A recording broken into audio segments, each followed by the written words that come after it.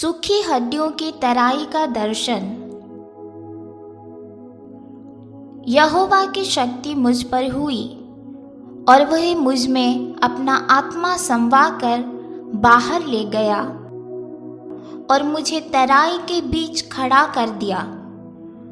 वह तराई हड्डियों से भरी हुई थी।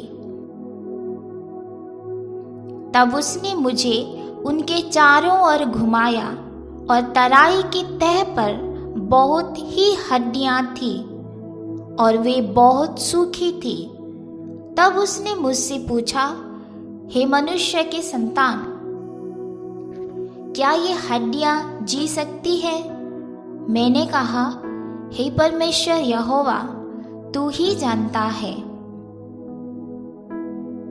तब उसने मुझसे कहा, इन हड्डियों से भविष्यवाणी करके कहे, हे सूखी हड्डियों, यहोवा का वचन सुनो। परमेश्वर यहोवा तुम हड्डियों से यह कहता है, देखो, मैं आप तुम में सांस समवाऊंगा और तुम जी उठोगी। मैं तुम्हारी नसें उपजाकर मांस चढ़ाऊंगा और तुमको चमड़ी से ढांपूंगा और तुम में सांस समवाऊंगा और तुम जी जाओगी और तुम जान लोगी कि मैं यहोवा हूँ। इस आज्ञा के अनुसार मैं भविष्यवाणी करने लगा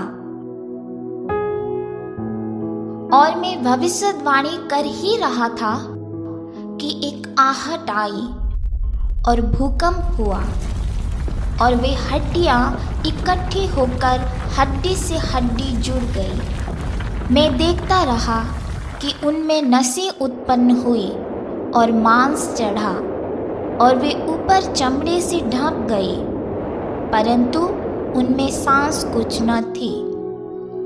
तब उसने मुझसे कहा, हे मनुष्य के संतान, सांस से भविष्यवाणी कर और सांस से भविष्यवाणी करके कह, हे सांस, परमेश्वर यहोवा यह कहता है कि चारों दिशाओं से आकर इन घात के हुओं में समा जा कि ये जी उठे।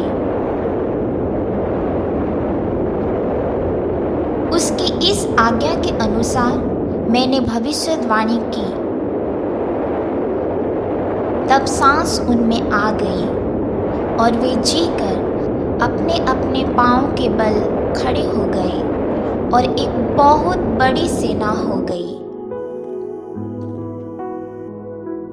फिर उसने मुझसे कहा, हे मनुष्य के संतान, ये हड्डियां इस्राएल के सारे घराने की उपमा है।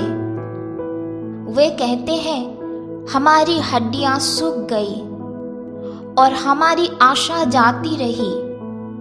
हम पूरी रीति से कट चुके हैं।